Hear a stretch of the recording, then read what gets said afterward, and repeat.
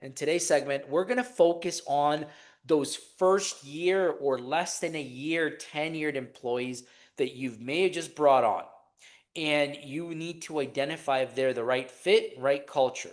In the next segment, next week, we're going to talk about how you handle the tough ones, the ones that have been around for a little bit, the tenured employees that were there from day one of your startup. And as you've grown, there may be signs that they're no longer a fit, they're no longer culturally aligned. And how do you address those? And maybe how do you identify them? So that's for segment or for day number 2. But today we'll talk about the new hires. So, new hires that may miss the mark. So, their misalignment, these happen generally despite like your best hiring efforts. And why do these happen? Well, a lot of individuals, unfortunately, misrepresent themselves in interviews.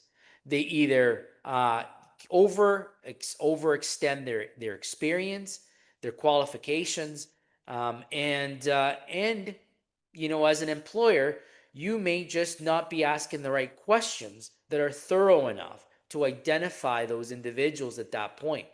So it's important that throughout the 1 year term, you're staying very close to those new hires, particularly those if they're cultural mismatches. And how do you identify that they're cultural mismatches? You might say, well, for one, they're the loud ones. They're the ones that generally are starting to rub people the wrong way. And they're the ones that could potentially be causing chaos internally within your teams right off the bat. You'll see that their skills are, because they're estimated and over talked about, they start to drop the ball and they're not delivering to the expectations that you had with these folks. So you'll know that. You'll start to see it, right? And what's important to know is like hiring the wrong people is so expensive. It's financially draining and culturally draining as well. So you have to stay close to those individuals through those early periods. And early, I mean up to a year. You may have seen that. You may have lived through that already in your businesses today. I know I've seen it. And I know the pain that it causes when you let somebody stay on for way too long before you make that decision. They will eventually create chaos, like I said earlier, but not just the chaos piece. They will also become cancerous to those that are high performing. So you want to make sure that you hit these right off the bat. And so there's a topic that we like to teach, which is called the get it, wants it, and has capacity to do it. That's the GWC. Some of you have seen this before or heard it through Willy's coaching or EOS implementation. And what does that stand? So let's dive into it. Gets it. So that's the first one. They get it. That means they understand the organization's goals. They understand their role. They understand what the challenges will be to be successful in the role and for the department or company. That's what the gets it means. Okay. And it's a yes or no. When measuring an individual or quantifying an individual, is you ask yourself the question, do they get it? And if it's a yes, boom, it's a yes. If it's a no, you mark it down and you move on to the next question, which is wants it. Does this person really want this job? Do they want the challenge that comes with it? Do they want the stress, the uncomfort that may come with the role? Because let's be clear, not everybody wants it. Everybody wants to pay, but do they want the responsibility? And that's the key component that I want you to focus on in the wants it, is the responsibility that comes with the role. And again, it's a no or yes answer, right? And then you move on to capacity to do it. Now, keep in mind, this is in the first year of hiring somebody. So when evaluating the capacity to do the role, you have to understand their onboarding experience. Did they get the right training? Do we have the right processes internally that will set them up for success through that 1 year, right? Or is this a rebuild role and we structurally left it for this person to build up the role, then that one may become a little harder for you to quantify. However, the same processes apply. It's a yes or no answer. What I will say is that the gets it and wants it are no debates. These have to be yeses for them, for this individual to stay on the team. If they are no's on the gets it and wants it, I will tell you what to do next. But there certainly are individuals that you need to start to address. On the capacity to do it, because it's on the early stages of their experience and working with your teams and organizations, the capacity is one where a no could be acceptable.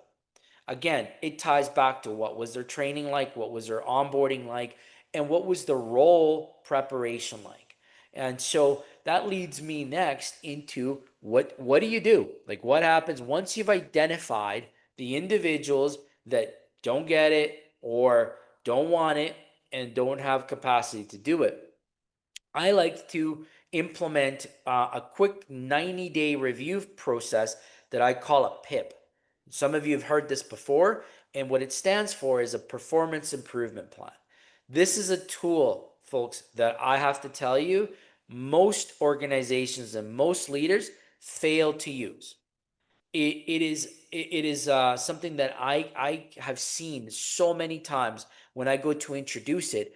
People don't get it. They're like, "Oh, I didn't even know this was available to me. I didn't know that this worked. I thought I had to discipline somebody, before I could have tough conversations."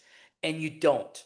A 90-day review program or a performance improvement plan program assesses fit, performance, and alignment to values and goals. And it's simply that. It's a 90-day plan. You sit down with the person and you say, "Look, here's what I've seen. It's not aligned or it's not performing to our standards. Here are the expectations, and here are the 90-day terms in order for you to turn things around." And what we're going to do is we're going to check in every 30 days. Day 31, we're going to sit down and we're going to say, "How are you performing on the expectations?" Day 61, we're going to sit down and we're going to do the exact same thing. And by then, your conversations have been steered in either a positive direction or a direction that tells you and that person it's going to be an exit. Normally, you don't go to 90 days, especially if they're under a year. If they're under a year, that is a time when you will be able to quickly say, "This is not working. You know, this is our time to start talking about exit strategies, severance package, or whatever that needs to be to get the individual out of your organization." And remember, if you don't know this, but labor law in Canada, and I'm not a labor lawyer, but I can tell you I have had many tough conversations in my time, and it's 1 week a year. This was why it's inexpensive to do it under a year if you need to let somebody go. And you don't need to give them a specific reason. You just need to be able to communicate that it's a company decision and you can move on from anybody at that point within that 90-day performance review. Which is why we all have, when you join a company, you have a probationary period. Everybody has a 90-day probationary period, right? But we use it sort of just to see if the individual incorporates or interacts well with the organization. Do they onboard well? But that's it. And that's a gap that a lot of organizations miss, is that post that 90-day period, you could still implement these 90-day reviews called performance improvement plans. So that's the first one that I wanted to talk about. Willy, I'll ask you the question. Have you seen some of this, and maybe share your experience in implementing these in the past? Yeah, for sure. What came to mind was that it's easy to talk about this kind of stuff and even know how to do it, but it's a lot harder to actually take the action and actually do it. So that's one thing I wanted to encourage everyone on this call is to actually take action on it and do those 90-day uh, one-on-ones and those 30-day check-ins once you have made that plan.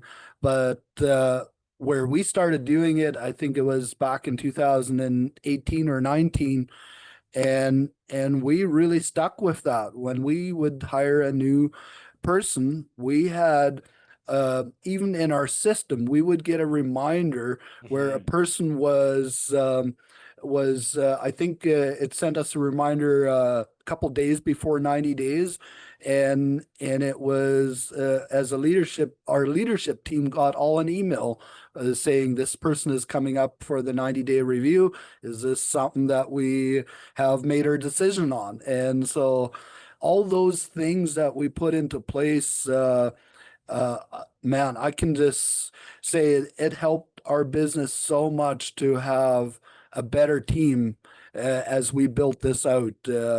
And I always say, in that year and a half that we really implemented this, our company, it was just total night and day difference in our team. Yeah, absolutely. And it just reminded me of a common topic that people say when they're hired with organizations that they don't even do 90-day check-ins. There's a Mhm. 90-day probation, and then on day 100, they're like, well, nobody's talked to me, so I guess I made it past probation, right? Like, who's heard that before? Right? Mhm. It's pretty common, right? Everybody's heard that. They don't know. But imagine if you as a leader, you set yourself a reminder. Okay, this person has a 90-day review that we must complete at this time, and I'm going to take action. And I'm going to sit down, I'm going to talk to them about how they've done through those 90 days and what the expectations of the following 90 days need to look like. Because just And because you made it, that doesn't end there, right? And the other thing I was just going to add to this was I think when we do a lousy job in the first 90 days of communicating the expectations, well, you're setting them all actually up for failure down the road. They're going to start finding out things are okay the way I'm doing it. And maybe they aren't really okay, and you haven't taken the time to really look at if they're meeting your expectation. Yes. And go deeper than the common ones, right? It's Yeah. easy in 90 days to see that people are showing up on time or they're late. It's easy. Like those are the obvious ones. Focus on the ones that have more substance. Like, are they gelling well with your team? Are they going above and beyond by maybe learning outside of the role that they were hired to do? Do they ask questions about company goals and have ambition to do more than their role? Right? Like, those are sort of the things that you want to review at that 90-day and ask yourself those questions. Do you see a vision, with that person after a year, after two? You've had 90 days to see them at work. You've seen some of their quality of work. Is this someone that you could see developing in the future? Or did in the 90 days that you've had them, they are just going to be just your average person and they're not going to really improve your team? So that's like the first 90-day period. Now, again, documenting all these things is important. A lot of people don't document them. And then they get into the habit of not following through because it was never documented. So schedule it. Have the document 90-day review in as part of your profile or as part of your portfolio within your team. And we are going to give you a 90-day check-in tool that's going to be on the platform. We're going to provide you that, and you'll be able to download that PDF. You'll have access to it, and then you'll be able to use it. So that's one tool that we're going to give you. And the second tool is going to be the performance improvement plan template. Once we get all of these courses completed, because this is going to be another course we're going to drop, it'll teach you how to use this and leverage it so that you have access to those tools. Okay, so got to go back to our community so that you can have access to those tools.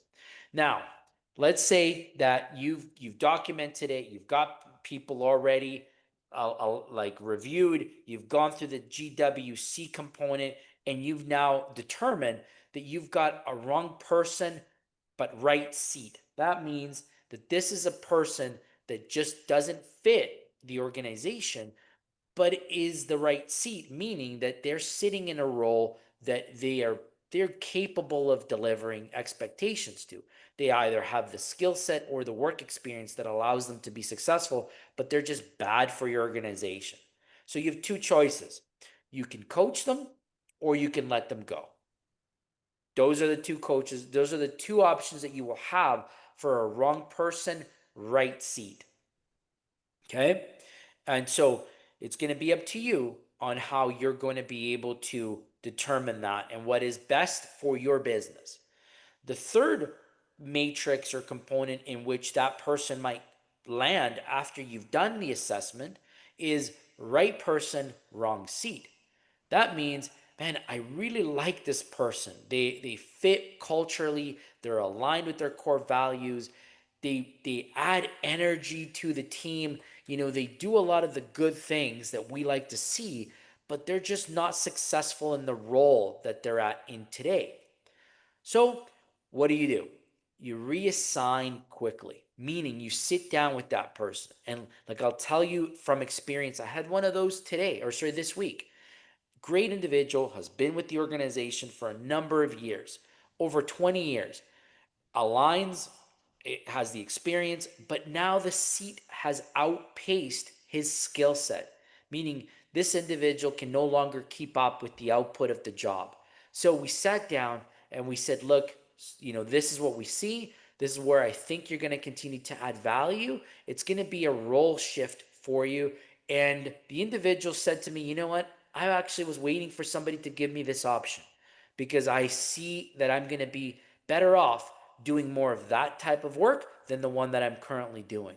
So some people wait and they don't make those decisions because they think that it's going to be uncomfortable. They think it's going to hurt the organization, or worse, they fear that they're going to lose that person because they might not be up to moving to a different seat. But what you'll find is the right person will see it and they will be as much a team player to want to help out the organization and move to a seat that's going to set them up for success. So that's the right person, wrong seat review. And the third one category that you're going to find is going to be the wrong person, wrong seat. And that's the easy one. When you know you've got the wrong person, wrong seat, write down the exit strategy and go forward with it. Do not delay it. Do not make excuses. Like, don't drag this out longer than it needs to be. Get your ducks in an order. Do it with dignity. Maintain the person's self-esteem, because trust me, the longer you keep them in the role, you're hurting them as much as they're hurting your business. You may not see it that way, but it has been proven. The individuals move on to do other things and they're going to be fine.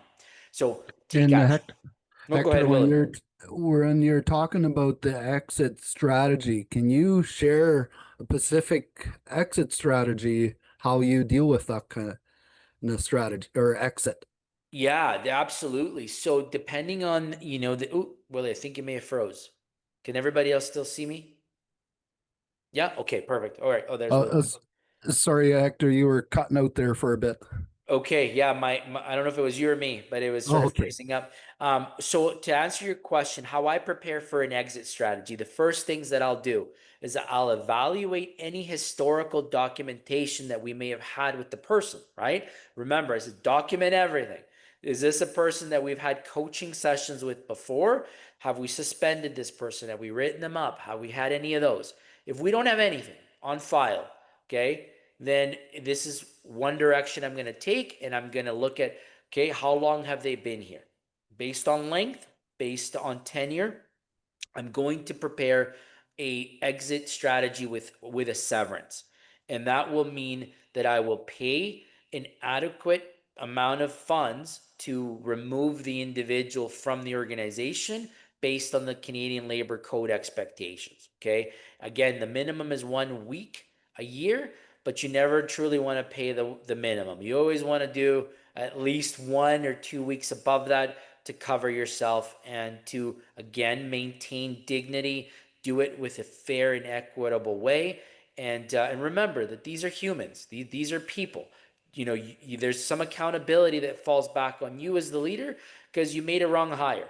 So, that's the price you pay for making the wrong hire. So I always say, like, do it the right way. Now, if you have documented coaching, if you have something that you can stick to that conversation, I document and draft that letter that also speaks to the cause, right? Termination with cause is the second way that I would deliver this. But I would have the documentation put together. I would sit down with the person. I would schedule it early in the morning, is the way that I like to do it better, because generally that means people are not really, settled, and it's not going to be as busy and noisy. Um, we have a sit down conversation, and I'll tell you this: if you're delivering a termination, okay, I want to make it quick, I want to make it fast, and I want to communicate as little to do with the why the decision is being made. It's, Bob, we're sitting here today because, as we've talked in the past, there's been some gaps, and today we made a business decision to go a different direction. Here's the letter that outlines the next steps, but effective today, you're no longer part of Team OBS. And we'd like to see your access card or key, cell phone, whatever that you've got there, and hand it over to you. Now, Bob might say, "But why? Like, why, Hector? What did I do? What happened?" Bob, we've had several conversations, and you know that we were getting ready to make this business decision, and here we are today. This is what we've decided to do. Like I said, the letter outlines your package. We're gonna make sure that we gave you a fair and equitable package. But as of today, Bob, today's your last day, and it's just a tough decision. But let's make it as easy as possible, and let's call it here. We want to wish you all the best, and that's it. You don't have to get into the whys. You don't have to talk any more than you need to. And yes, you give them the letter, you collect your goods, and that's how you do the exit strategy, Willie. Hmm. Yeah. Yeah. I learned it from you. So really good. Yeah, it's a tough one, right? But what I want to make sure that as leaders that we own the seat design, right? We own that. We're the ones that say, I need to hire this role. So my point back to focusing on the less than 1 year, okay? You created the seat, you created the hire, and you created the onboarding. So you must create the accountability. If you don't do that, as much as you want to blame the person, a lot of it falls back on us as leaders. So I wanted to make sure that we own that and that we understand that. Secondly, don't do not delegate cultural alignment at the early stages. You can't just say, "Hey, I expect you to know our core values and go run with it," because they won't know it. They're too new. You have to make sure that you show up, that you teach them the core values, that you teach them expectations, and that you encourage them to be sort of to follow along, indoctrinated into the core values. And lastly, in how we as leaders should act within that first year when assessing and when leading a new person is be decisive. Do not wait. Waiting 6 months to fix a 90-day problem is the wrong way of doing it. You're going to know in 90 days, take action. Don't delay it. And if by 6 months you recognize you made the choice, don't let it get to a year. Do it at 6 months and 1 week, right? Like, take action fast. So, you know, I want to remind you that the longer that you delay it, the more costly it will become. Some leaders will say to me, "Well, I can't afford to let so and so go because I'm so short staffed." And it's just hard. I have to keep them around.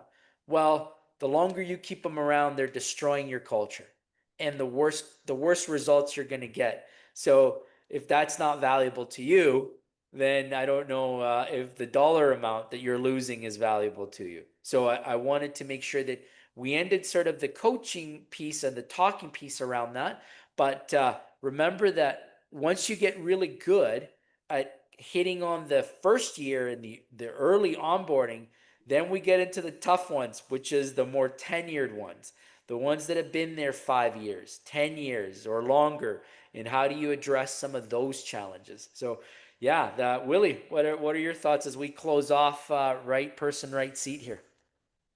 Yeah, well, I definitely have uh, experience with this where our team was in such a total chaos before brought the structure to our business, and then really starting to take these things serious that Hector was teaching about today just changed everything. And then yeah, we've talked about the importance of having good core values in place to keep your people accountable to, and all that comes into that. But making having a strategy, how you're bringing on new people is just a must now for me. It's yeah, just makes all the difference to, I think, where I look back where I didn't do it, and and we failed, and I thought the people weren't the right people, but actually the bigger problem was I failed at bringing them on properly. Yeah, I think sometimes those people that didn't work out or did quit on me was actually my problem, where I did have a structure to bring them on. Yeah, that's a key. As we, closed off the session there, we talked about ensuring that you put together the right description of the role. You're the one doing the hiring, you need to know what you're hiring for. What are going to be the accountability points, and what's the skill set that you're looking to hire, right? It's not just to say, well, I want a driver. No, it needs to be a driver that can do this type of work, that has this many years of experience, that can, work at nighttime or work weekends, or like you have to understand the entire scope of the role. Or you might say, well, I need a salesperson. Okay. Well, what kind of salesperson? Is this an inside sales? Is this outside sales? Are they paid by commission? Are they paid by bonuses? Are they have a structured like compensation package? How are we going to maintain engagement? Because if you just give them a salary, is that it? Like there's going to be so many things, the integral parts of the role that you have to create before you go to hire somebody. It's not as easy as just to say, I want to go hire, a salesperson per se.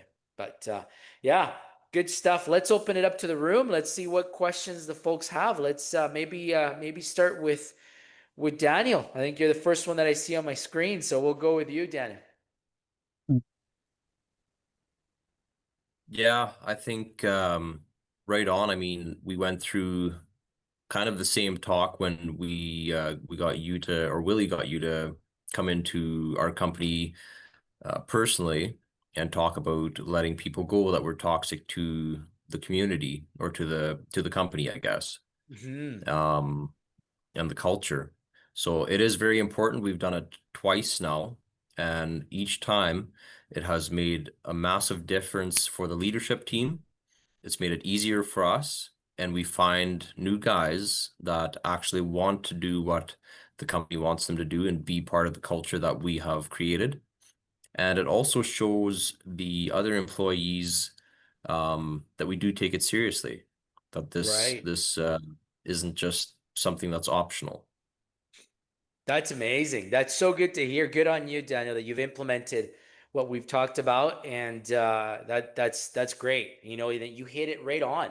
You said like it's let everybody know that we're serious about culture, that we're serious about executing and doing things the right way. So good on you. Great job. Awesome. Thanks for sharing. And anything that you may have questions about what we talked about today?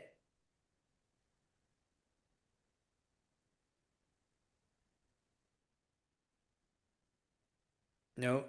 Sorry, Was Daniel. that You were sort of was that freezing for there. me? Yes. Yes. Yeah. No, not right now. Okay. I might later on, but not right now. Okay. Awesome. Awesome. No, that sounds good. All right, Vlad, I think you're next on my screen. I'll come to you. What questions or learnings did you take away from today's course here. Yeah, I would like just add a remark that usually it's pretty clearly you can see that person is not on the right place, right? If Mhm. when you hire someone, like 90 days, it should be like more than enough to figure that out, and you can just clearly see that that person, like if you invest more and more training or knowledge, it just don't won't work. That's right. And yeah, and like I agree that like sometimes it's just like, oh, I'm sure I'm like short staffed, we need someone to do the work, let's see, let's like wait another month or another month until we like figure out, like until we get less busy or something. Yeah, and then that ends up costing you later more, eh? Yes, exactly, exactly. Mm. Yeah, no, that's good. And I think it's important to recognize, well, what do you do in that case? Because I can't afford to let somebody go, but you can easily interview. You could start to interview behind the scenes. You could find the replacement before you make the fire, right? So just remember that we have options. You don't need to sit there and wait to fire somebody and then start to recruit. I always tell leaders when it comes to evaluating your team, you should make it a habit of interviewing at least one person a month. Have coffee with someone, at least one person a month, especially if your team is growing, if your organization is growing. Okay. If you're steady today and you're not looking to grow, maybe you might not need to do one every month. Maybe you do one every quarter.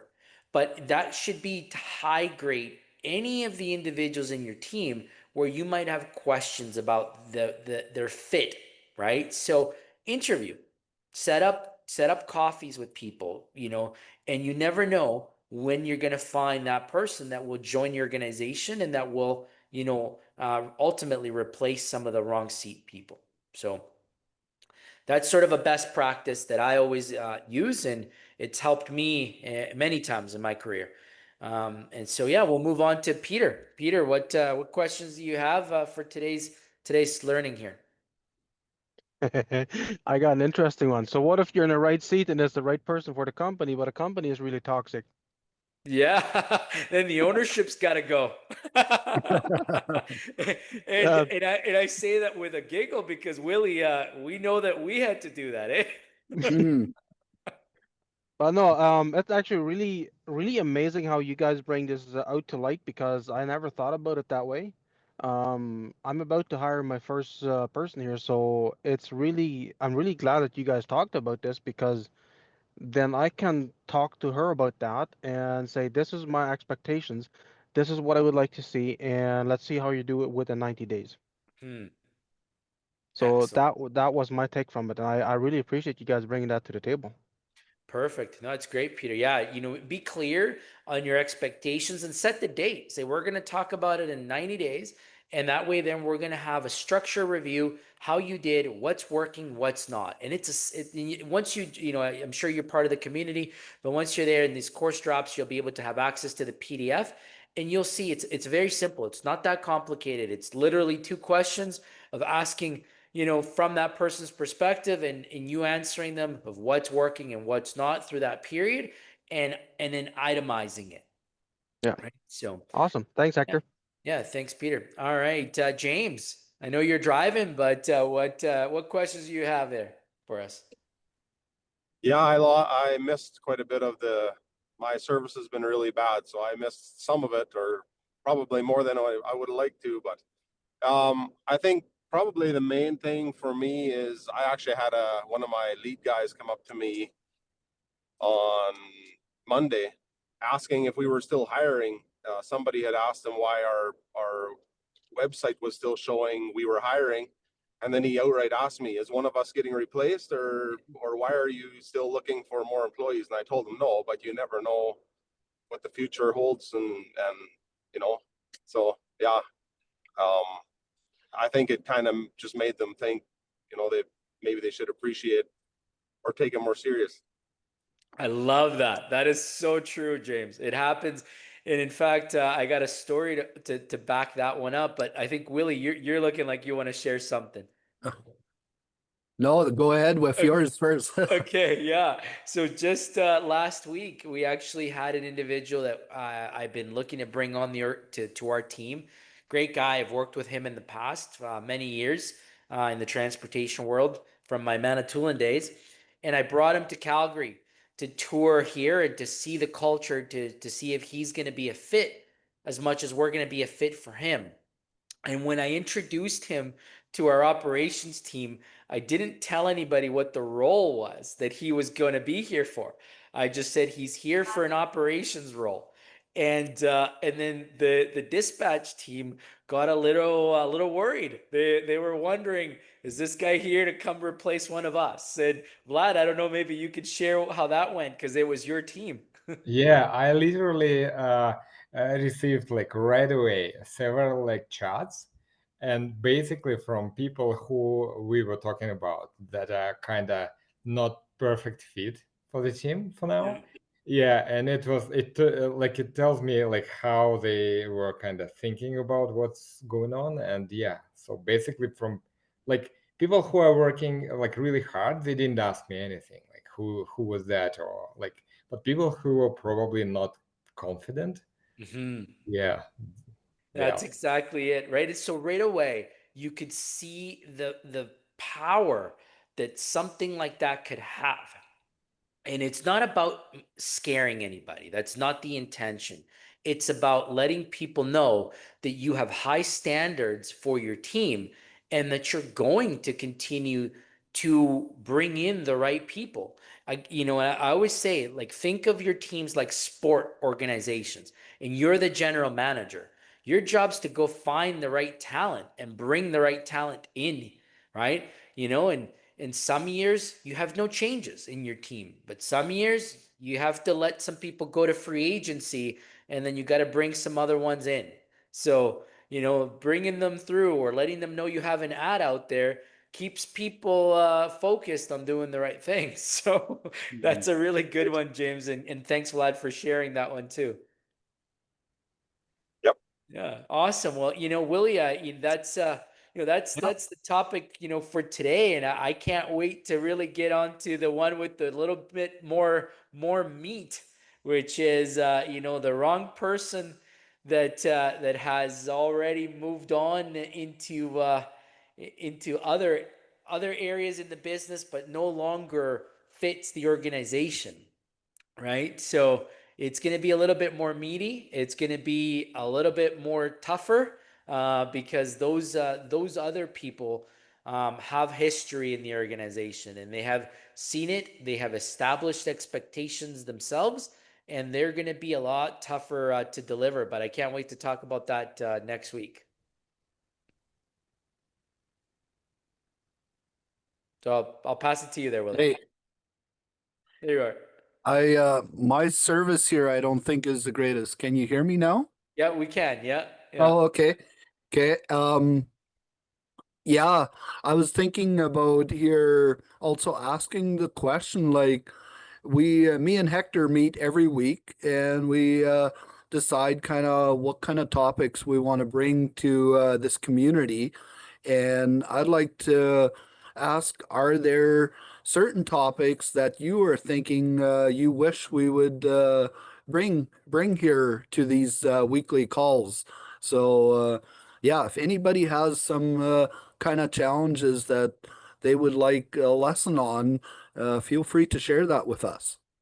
Yeah, and I would say put it in the Yeah, community chats, right? That's where we want to see it. Just and feel free to say, I want to learn more about this. yeah, yeah, Right? that would be helpful for us. Yeah, absolutely. Absolutely. And yeah, with what you sharing here today is so real to me, or I've really experienced the power behind it. So I I definitely know how it could help organization, and just want everyone to take it serious as you start building your team or hiring new people and even evaluating your current team. Having those 90 days or 90-day one-on-ones And that's what really helped us build our team at Willie's. So yeah, and if anybody has any more questions around that specifically, feel free to ask what the strategy or anything around that, how to get started. But also, like Hector shared earlier, we're going to put some tools in here how to do your 90-day one-on-one, and maybe what did you share yet? The performance indicator tool as Yes. well. That's right. Yeah, the performance improvement plan. And Yeah. one thought that just came to mind for me as we're talking about this, Willie, is a lot of folks on this call are business owners. And some of you will need to go communicate this to your doers, right? To your leaders in your organization, to your middle managers, and to your supervisors, and so on. And you're going to say, hey, I went on this call and they're talking about identifying new hires in 90 days. And you may think, well, how do I get those people to actually, complete that 90-day review? Because it's ultimately going to be that doer, that leader, that manager or supervisor that's going to complete them. So prepare to go through the tools with them, and very important, empower them to lead through the core values, and let them know that if they decide this person's not a fit, that you're going to support them for that decision. Because a lot of those doers that you have in your teams today may not be making any noise. They may not come to you to say, hey, this person's not a fit, because they may not feel empowered to let you know that. Now, if you have the right culture in your team, they're coming to tell you, which is great. That's awesome. And hopefully you're acting on it. But, I just wanted to make sure that we don't forget about those leaders that you have in your organization, because a lot of the teachings as we put them out is not just for that business owner, but it's for that doer, for that middle manager that you have in your team, and your supervisors as well. So I just wanted to touch on that, Willie, and make sure that everybody here heard us on that point. Yeah, and bring them to this call as well. That's what I would say, and let them hear it from someone else than you. Uh, Sometimes is also powerful, or that's what I've found. If I can get some outside perspectives for them to listen to. Mm-hmm. Yeah, that is Yeah. that is important. Sometimes it's just hearing it from an individual that's not in that space creates that organic and natural, like, credibility, and then they go and apply it, right? Like Daniel said, Willie brought me to come talk to his team. Daniel had never seen me before, but just because of the experience that Willie said I had, Daniel went and implemented some of my coaching, right? And so similarly to your staff, bring them in, let them hear it, and then hold them to doing that, to completing the task. Hello, Cecilia. I see you raised your hand. Welcome to the call. Hello. Uh, can you see me there? Yes. I can. Yeah, I think I just, before we go, I have a question now that you guys mentioned about your team and bring the rest of the team and all that. When you guys, in your experience, when you have someone, I've done this before with one of my team members, putting them in the performance improvement plan. And my question is, how do you handle the rest of the group? Because sometimes it's like an elephant in the room, right? So everybody knows that person is underperforming, or the rest of the team is complaining about them or something like that. And Mm-hmm. so when you have the conversation with the person, and then everyone else kind of knows what's going on, right? But no one says anything, and then you know that you're watching this person, the performance or whatever, and then maybe some of the members of the rest of the team know what's going on. How do you handle that, like, while you're still in the process of, we're working together to see if this person is going to cut it or not, but to Mm-hmm. make everyone else comfortable, or to make everyone else know that you're working towards it, or it's gonna happen, it's coming, or wait, like that time, it's kind of stressful for everyone. How do you handle that? Yeah, good question, Cecilia. It is certainly stressful. What you need to make sure that you do is stay consistent in delivering the actions around that 90-day performance improvement plan. If you vary from it or you don't implement it, what's going to happen is the team is going to lose faith in the leader's ability to actually action it. Now, what I would say is, look, the 90 days is not written in stone. If it becomes super uncomfortable through that 90 days and you know, look, this person is not going to make it, you want to empower your team to say, well, get rid of them within the 90 days. You don't have to let it drag for 90 days, right? Now, people are going to come talk to you. People are going to come outside of the natural work environment. They're going to come say, hey, I'm getting frustrated. I'm not sure what's happening. And you don't have to say a lot, but you just have to say we're working through it. There is a plan. We are aware. We're certainly going to do something about it. The worst thing that you could do is say and do nothing, right? Mhm. If you don't tell them that there is something being done, that's when people will become more annoyed and more upset at the leadership. So be transparent. Like just don't give them a whole lot of information, but be okay to say, "Hey, I see it. We're working on it. I know this is happening." Okay, Right? fair enough. Yeah. Yeah, because I think a lot of people get caught up on the legalities of should I say something or should I not? It's going to Right. be uncomfortable. It's going to be this.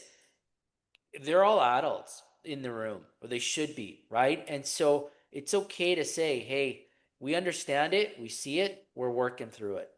That's the way that I would believe that I think it's the best way. You maintain still self-esteem of the individual that's trying to improve. But again, if the improvement doesn't come, then you as a leader have to act. Right. Yeah, makes sense. And and if it's the team around that kind of feeling uncomfortable around that, I think as a leader, I would say we need to give that person a fair chance, and let's just make sure we do our part in that team to make that person have that chance. Yeah, it's hard because people get the emotion into it, and you have to pull the emotion aside, not Yeah. how you feel. This is down to the facts and who's doing the job and who's not, and that kind of thing. So yeah, it's tough, but yeah, it's part of it. That's what Mhm. makes it And fun. and I think Hector touched on it too, is where but one thing they want to see make sure is that you as the leader will act on it if need be. If you don't, then they lose trust and you as the leader, and now you have a bigger issue on your That's hands. right. Yeah. Yeah. Yeah, and it's challenging, right? Because these are tough decisions. They're not Mm, easy ones. And that's why I always go back to seeing like hire slow. Like I'd rather hire slow and make the right hire than have to fire people 3 months, 6 months later because you make the wrong hire, right? And it's tough. Like, it's tough to do. It's a challenge, and you got to balance it. But you know, I know we live through it. We're all leaders in our roles, and we have to be able to still manage the business, still deliver to our expectations while taking care of the soft issues, the people issues in our businesses. yeah. Cool. Yeah, very good. Well, I think we'll wrap it up here for today, and we'll bring the second part to this in the next week's call. Anything else to add, Hector? No, no, not at all. We'll be looking forward to next week, where we're going to tackle some of the harder, more tenured individuals in your companies. And first, how to identify that they're the ones. Because remember, these are people that you've worked with for a long time, and you Mm, have gotten used to them being around, and you trust them, you value them because they've been there a long time, and so they're not as visible to you as the first year hires, right? So these are wrong seat, maybe wrong person, but they're just more tenured. So we'll talk about that next week. Well, appreciate everybody's input here today and questions, and And thanks to you, Hector, bringing the fire to what is important to leaderships. Yeah, literally talking about firing people today. All right. Very Good good. stuff. Take care, Yeah. folks. Thanks. See Thanks, ya. everyone. Bye. See ya. Thank you.